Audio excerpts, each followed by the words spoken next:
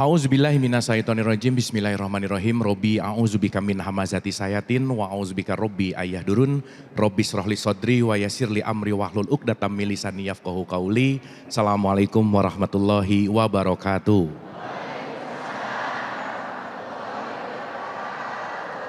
Alhamdulillahirabbil alamin, segala puja-puji milik Allah Subhanahu wa taala yang mengumpulkan kita di masjid yang sangat megah dan mulia ini, di Masjid At-Thohir ini dalam cahaya At-Thohir yang insya Allah dalam beberapa saat ke depan kita akan sama-sama belajar, kita akan sama-sama mendengarkan tausiah dari guru kita A'agim, dan tentu saja sudah ada juga pemilik masjidnya juga Pak Erick Thohir di sini. Dan selamat datang untuk para jamaah yang di sini dan pemirsa yang di rumah. Mari kita sama-sama membuka pikiran kita, membuka hati kita, mempersiapkan pendengaran, penglihatan, hati, akal, pikiran kita untuk menyaksikan dan menyimak tausiah yang sangat bermanfaat untuk kita semua.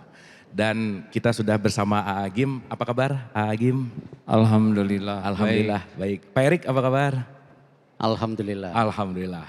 Sebelum mulai ini ingin sedikit ada memori gitu A'agim. Ini saya dengar cerita bahwa pertemuan A'agim sama Pak Erick Thohir ini ada sesuatu cerita yang unik gitu. Boleh diceritain dulu nggak A'agim?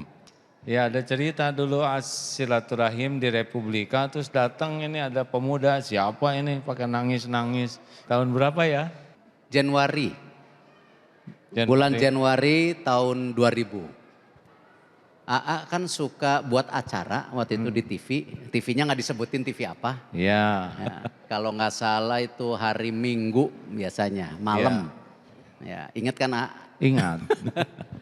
Lalu saya pulang waktu itu dari kantor, jadi hari Minggu juga ngantor waktu itu. Karena memang alhamdulillah Republika pada saat itu lagi sakit. Jadi sebagai media umat pada saat itu sedang tidak bagus kondisinya. Jadi kalau koran itu kan cetaknya malam hari, jadi mesti dicek dulu cetakannya baru besoknya terbit. Nah jadi pulang kantor waktu itu saya ketemu istri saya, istri bilang oh ini bagus ini, ada A'agim di TV. Oh. Nah itu, lalu saya melihat ya alhamdulillah cocok, nah kan ini cocok-cocokan juga. Lalu besok paginya kalau tidak salah jam 8 atau jam 9. Saya sampai ke kantor, lalu sekretaris saya menyampaikan, ini ada A'agim. Hah? Ada A'agim? Saya bilang, loh baru tadi malam.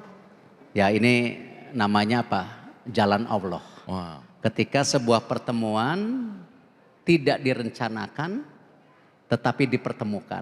Nah terus terang saya waktu itu sangat dalam posisi mendapat tugas memperbaiki koran umat yang dalam kondisi sakit. Karena tentu manajemennya yang kurang baik. Nah karena itu ketika ketemu AA ya saya langsung ya bahasa Sunda mah cerik gitu ayah. Cerik. Jadi langsung kaget gitu karena tadi malam habis nonton tiba-tiba ada gitu seperti ini jalan Allah gitu. Nah itu sih Ya memang jarang, bahkan baru satu-satunya ya yang pertemuan dengan air mata ya. Jadi nggak bisa lupa dan teruslah kita sering bertukar pengalaman, tukar informasi ya sampai sekarang juga silaturahim seperti ini. Alhamdulillah, jadi persahabatan yang sudah sangat lama, 23 tahun. Alhamdulillah. Terima kasih. Ini senang sekali juga masjidnya Masya Allah, indah, megah, mudah-mudahan siapapun yang membangun dan memakmurkannya pribadinya lebih indah. Ya, jangan sampai masjid indah, kitanya kurang indah. Dan mudah-mudahan iman kita lebih kokoh dari bangunan ini. Amin. Karena nanti yang dibawa adalah iman dan amal kita, ya. Amin. Baik. Sesuai topik kita hari ini bahwa memperbaiki hati, memperbaiki diri gitu. Nah, gimana sih sebetulnya cara kita ini untuk memperbaiki hati kita supaya mungkin salah satu efek nangis tadi itu juga bisa terobati? Silakan. Kamu nyapa dulu lah ya. Assalamualaikum warahmatullahi wabarakatuh. Alhamdulillahi rabbil alamin. Allahumma salli ala Muhammadin wa ala alihi wa ashabihi ajma'in. Segala puji bagi Allah yang mengatur segala-galanya. Termasuk pertemuan ini pasti dengan izin Allah. Dan Allah Maha tahu segala-galanya, termasuk isi hati kita. Hati adalah sesuatu yang sangat penting bagi manusia. Rasulullah SAW bersabda, "Ala inna fil jasadi mudghah." Ketahuilah dalam jasad ini ada sesuatu nih, segumpal daging. Idza saluhat saluhal jasadu kulluh. Kalau dia baik, baik seluruhnya. Kalau dia jelek, jelek seluruhnya. Itulah yang dinamakan qalbu. Jadi kalau kita hanya mendidik orang supaya cerdas tidak cukup. Mendidik orang supaya kuat badannya tidak cukup.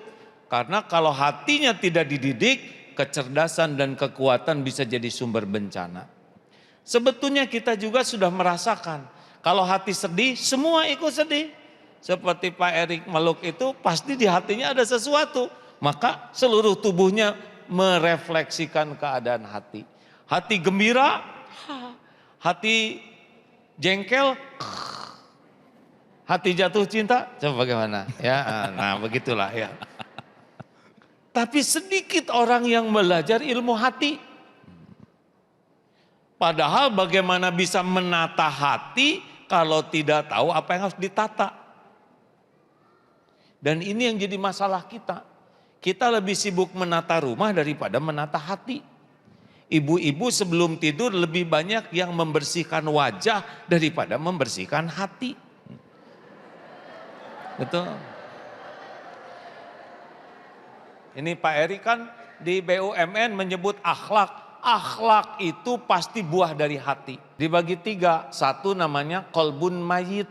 Orang yang hatinya mati. Orang yang kolbun mayit itu kebalik-balik. Apa yang halal bagi dia tidak suka. Apa yang haram dia seneng banget. Yang diperintahkan Allah dia benci. Yang dilarang Allah dia lakukan. Kebalik-balik aja. Karena dia punya Tuhannya juga selain Allah. Yang kedua namanya kolbun marid. Hati yang sakit. Dia punya iman, dia sholat, dia saum. Tapi hatinya sakit. Apa cirinya? GTA, galau tiada akhir. Liwe, liur wae. Pusterter, pusing terus menerus. Dia sholat, dia saum, tapi galau aja, nggak pernah tenang. Dan yang ketiga namanya kolbun salim. Ini yang harus kita cita-citakan. Cirinya adalah apapun yang terjadi, dia bagai berselancar di atas ombak. Dipuji, dia biasa we. Dicaci, nggak sakit hati. Sehat, sakit. Diangkat, diturunkan, anteng aja. Karena beliau bisa menyikapi kejadian apapun dengan sikap yang Allah sukai. Itu kolbun salim. Nah pertanyaannya, kita yang mana? Coba ibu bapak, kolbun salim, kolbun marid, kolbun mayit. Jawab. Oh ini kolbun salim? Saya lupa. Ciri kolbun marid.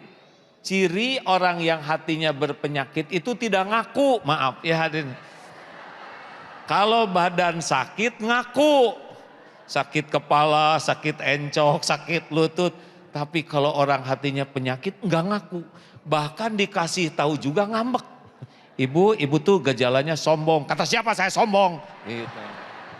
Jadi ngakunya tuh pasti yang baik-baik aja. Jadi resminya apa ini? Kolbun mayit, kolbun marid, kolbun salim.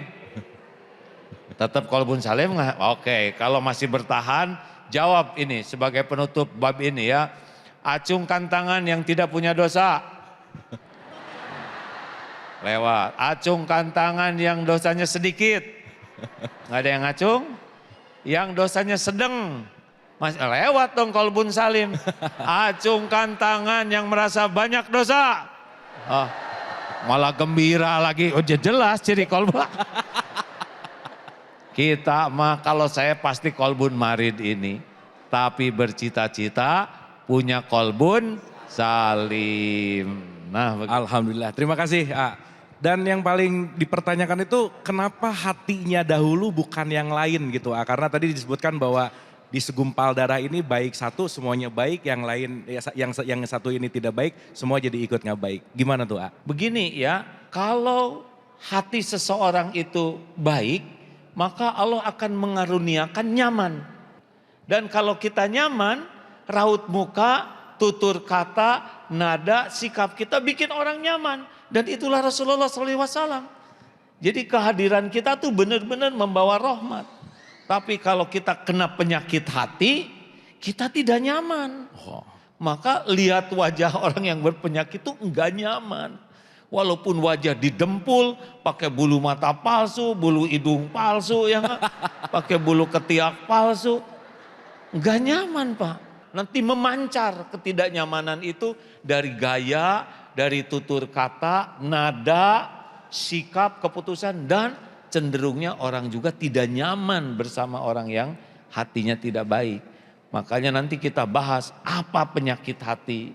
Luar biasa. Terima kasih Tentu saja kita perlu tahu apa saja penyakit hati dan kita akan bahas setelah ini.